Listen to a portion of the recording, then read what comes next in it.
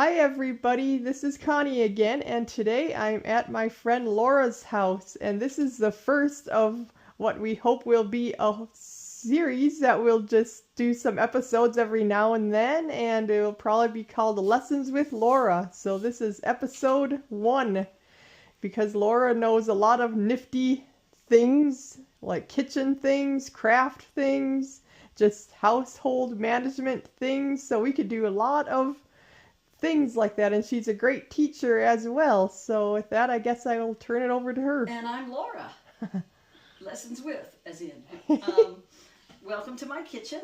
My kitchen is a galley-shaped kitchen, which means there are long counter-ish spaces parallel to each other with a walk space down the middle. My walk space is probably There we go. Continue. My walk space is probably about 5 feet wide. I have seen some pretty narrow kitchens where you just stand in one space and you can turn around and be at the stove or the sink or the refrigerator. And behind me is a doorway leading into the stairwell going to our downstairs. Behind Connie and in front of me is our kitchen table and the other wall. And by the way, I don't think I told you, that Laura is blind. So yeah, that's an interesting tidbit to know.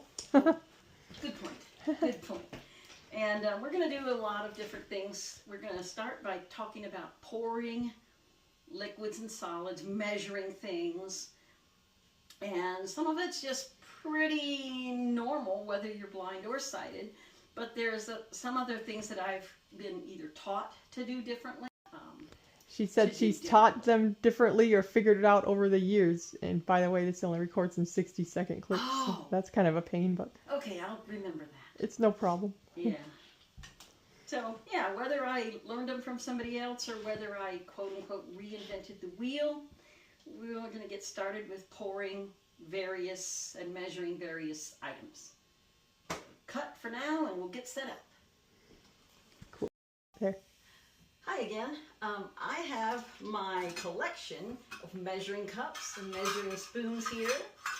I have a 1 cup, a half cup, and a fourth of a cup, metal measuring cups. I seem to always lose my third of a cup. It's my life history. I never have a third of a cup measuring cup. And I also have a set of plastic ones, half cup, third cup. I actually lost the whole cup one on this one, and quarter cup. You don't have any 1/8 cups? I do have an 1/8 cup. Oh, okay. I need to go find. I was looking for that when you called me. Okay. And I have a set of measuring spoons, which my husband gave me for Christmas one year, and it has probably like 10 spoons on the ring. A 1 tablespoon, a 2 teaspoon, 1 1/2, a 1 teaspoon, a half teaspoon, a quarter teaspoon, an 1/8 teaspoon, and 2 that are too small for me to know, and I don't believe I've ever used them. But that's an interesting. I usually use a set of measuring spoons, and that's like 4 on the ring, which is the tablespoon, the teaspoon, the half teaspoon, and the quarter teaspoon. And these are a metal set, which belong to my mom. They're very tarnished, very well used looking, but I like things like that because it makes me remember how much cooking my mom did, and it just brings back good memories to use some of her tools. Okay, I'm looking for my 1/8 cup measuring cup. Turn my back to you. You may not need it. I might though, because I was thinking about it for some measuring. Ding.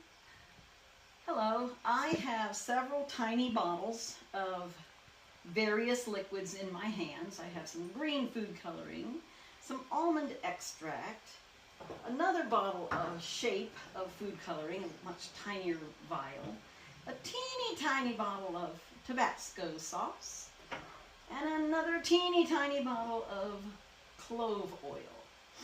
These bottles have a tiny opening if you place your pointer finger over the lid, over the opening, it's going to completely Can I come and check it out real quick? Yeah. Okay, this is the food coloring, so it might get your finger. Okay. Well, yeah, Tiny, tiny. And then here's this is like the almond extract. You could open. Oh, that's bigger. Or it has a flip top also. Oh.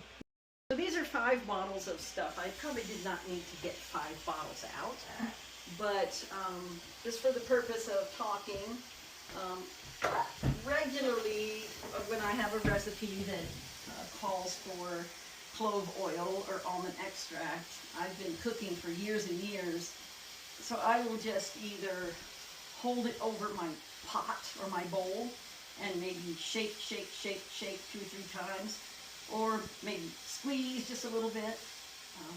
Maybe I'll put my finger under the opening so I can feel the liquid dripping on my finger, because usually items that are in teeny tiny bottles like that only require a dash, a drop or 2, a quarter, or a half a teaspoon.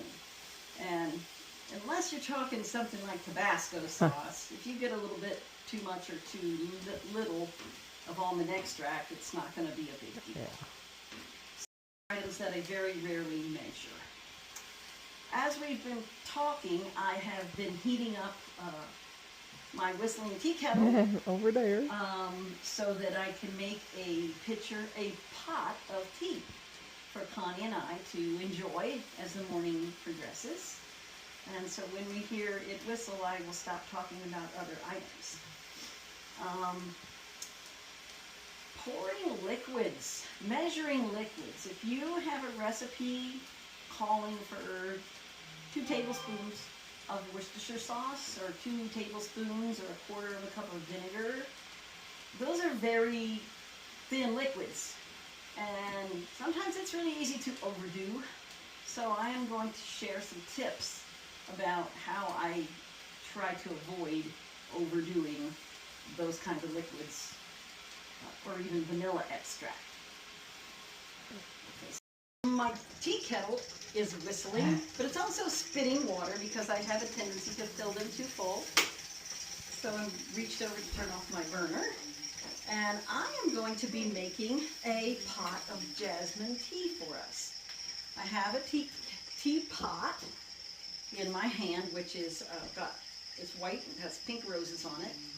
Now, I was explaining to Connie before that this tea kettle, it's not like pouring into a bowl or a pot where you just have a simple lip or edge.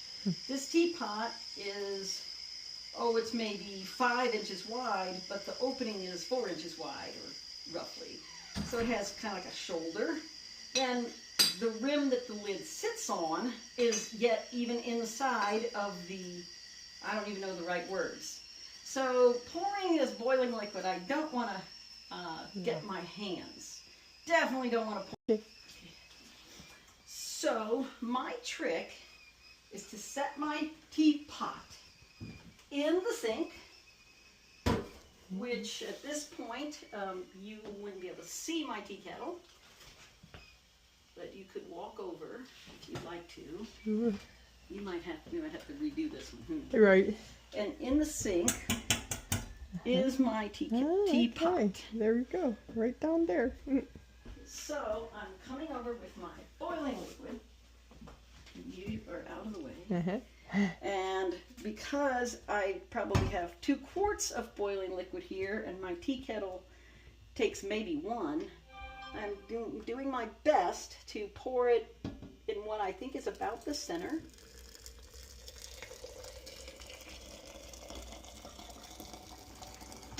It's possible. Oh, it's definitely. Some of it has slopped out because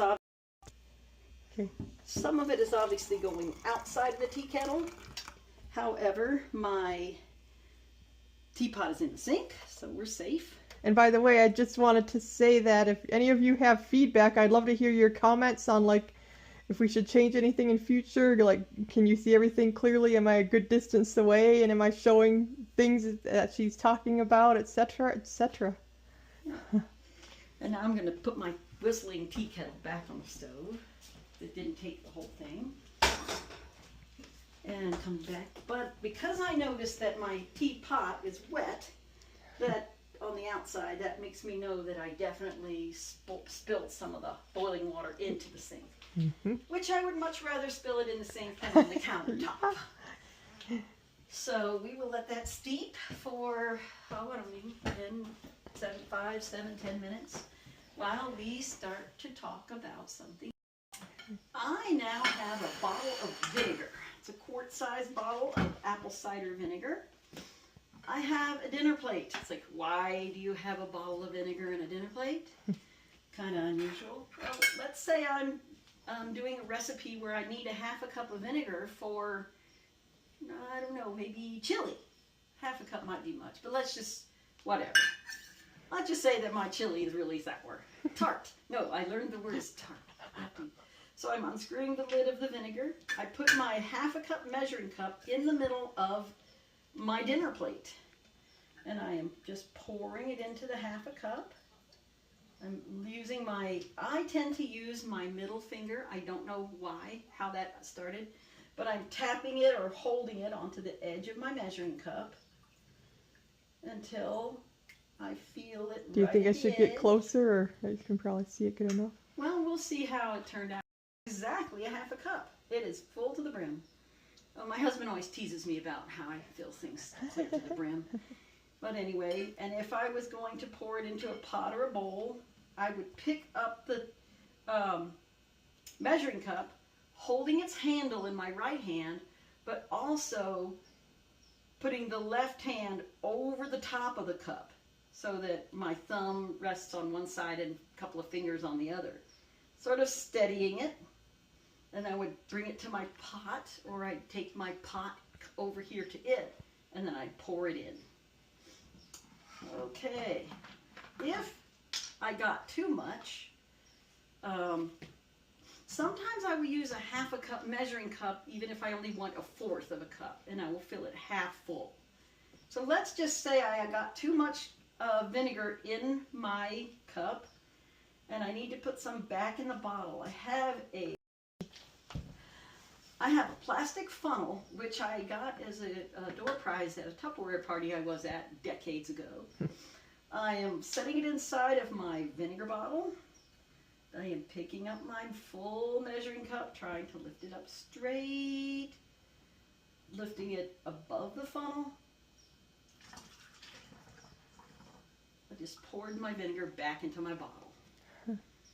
Occasionally you do need to remember to pour slightly slower, because you're going from your measuring cup, maybe your stream of liquid coming out of it is bigger than the hole at the bottom of the funnel. So sometimes you have to remember that. I need to get one of those.